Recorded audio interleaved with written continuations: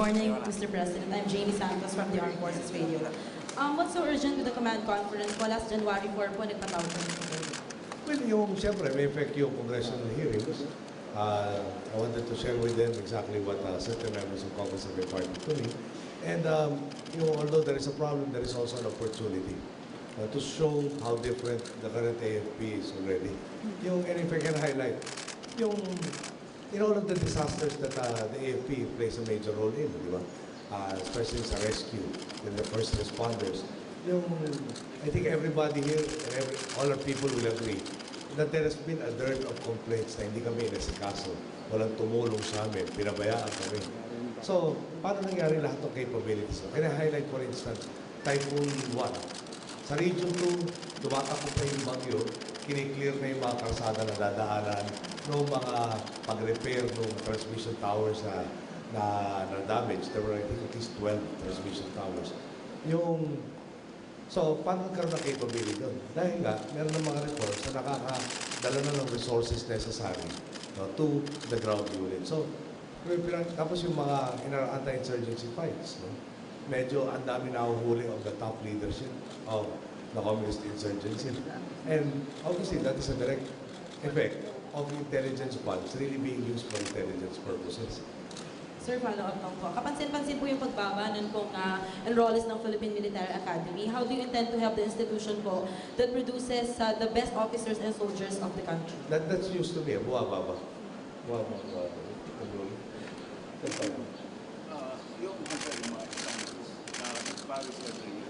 Baka naman, there is also, that might, you will study that, but perhaps there are also a lot of more opportunities in the private sector that can have a better compensation package. Yung life in the military is not exactly a bed of roses. So, yung dati, para more or less, maganda future mo within the military, perhaps there are even better avenues elsewhere. Can I just highlight the fact that, for instance, in the BPO industry, perhaps by this year or the latest by next year, we will become the #1 BPO destination. Sir, sir, in the light of the controversies surrounding the AFP, what's your guidance to the troops, sir? Well, #1 nga, since 2005, may mga, as a result of various commissions at Rosetta, ang dami ng reforms sa institute. Amongst them, and I'd like to highlight, dati may controller para solo niya yung funds. Ngayon, there are 4 offices. It was changed from 1 office to 4 offices who provide automatic check and balance. Now, I guess the proof is in the pudding.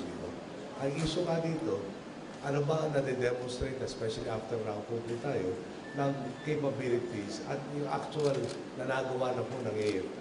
Pwede ba mangyari yun kung hindi nga naiwas to yung mga proseso nangyari? And I'd like to commend both the SND, the Chief of Staff, the various service commanders, and everybody else who has joined me in this down Madrid to really effect the necessary changes na necessary.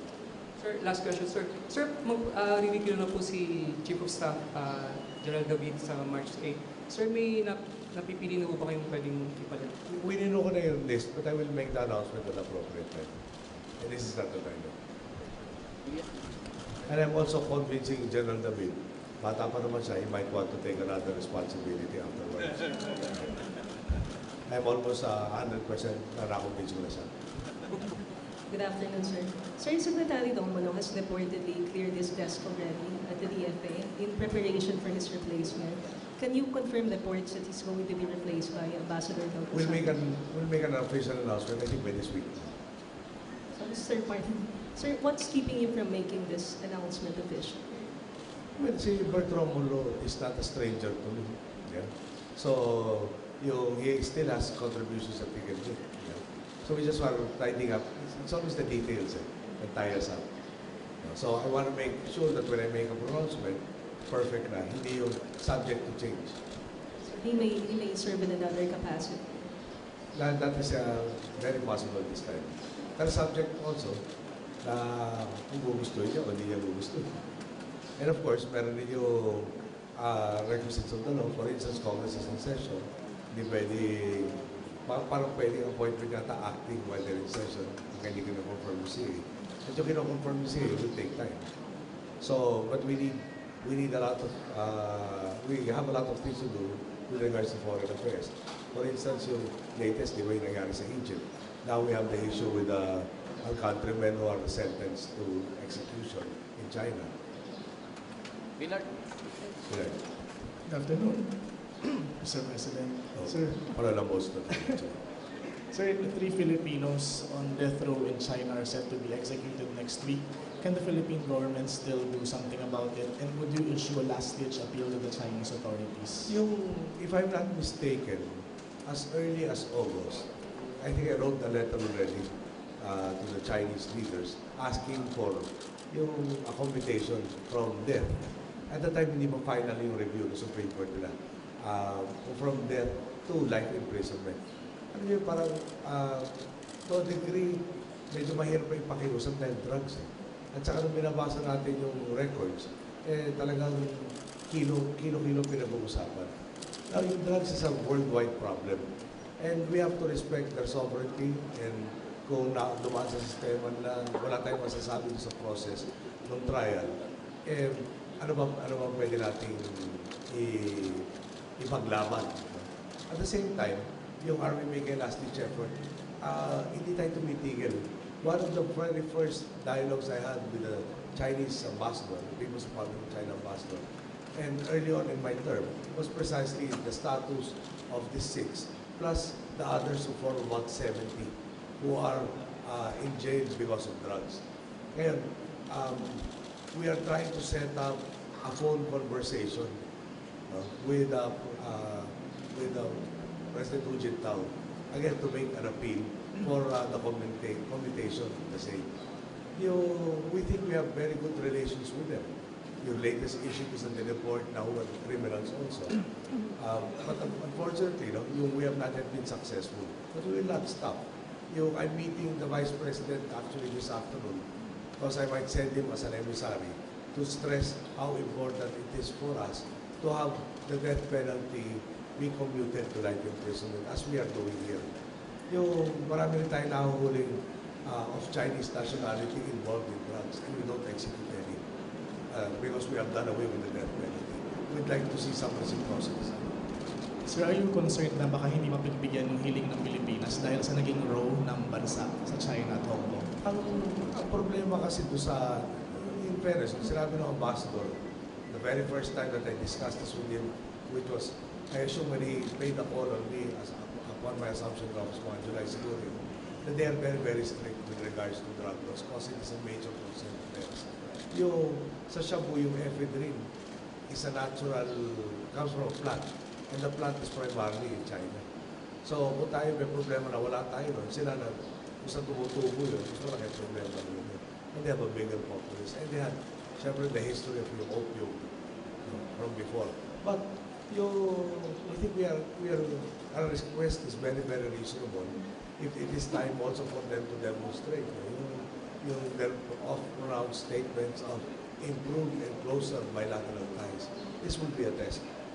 Lastly, sir, kailan po yung nakadakda yung pagtawag ninyo sa Chinese leaders? I was informed Friday, they were already trying to set it up Saturday. But as of now, hindi pa rin sila nag-signify ng willingness to accept the phone call. And last question.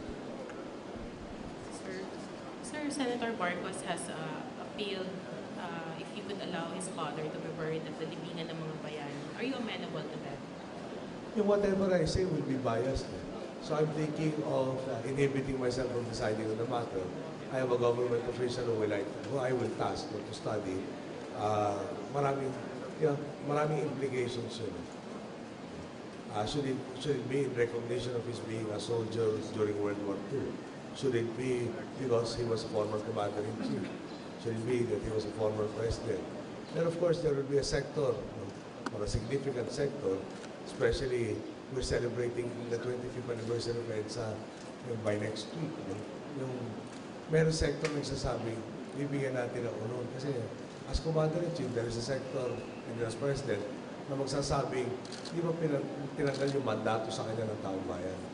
So, paano magkakaroon na entitlement? But again, anything I say on the matter, sasabihin, decided on a subjective basis rather than on an objective basis. And we would want to spare our country from that. So, in all probability, I will let somebody who has less personal attachments decide on it, and I hopefully will be meeting this person by this afternoon. Sir, just going back to your command conference, so you mentioned that you went back to the reforms that started as early as 2005. So what were your directives a while ago insofar as this issue that the AFP has found itself embroiled in?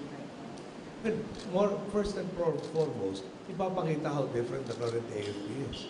No? And again, I pointed out just one example. Yung ating, di ba pag Office of Civil Defense, primarily it's the PNP, AFP, that are tasked. Yeah?